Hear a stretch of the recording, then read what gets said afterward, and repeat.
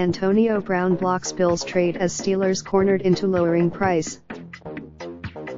By 985THESPORTSHUB.com. Antonio Brown wants to be traded, just not to the Buffalo Bills. Or maybe just no. The NFL Network's Ian Rappaport believed he had enough to on Thursday night that the Bills and Pittsburgh Steelers were closing in on a deal for Brown, who's still by Friday. Eventually, now, a maddening twist. Gary Dulac of It should only get harder for the Steelers to find a taker for Brown now that the All-Pro receiver has flexed his muscles. Apparently they need, well, that second part isn't looking good for the Steelers, either.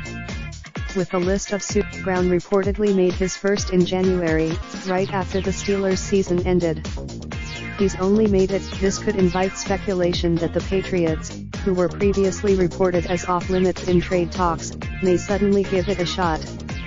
But Brown still, it remains possible that some team will gravitate too close to Brown's still elite talent to resist him.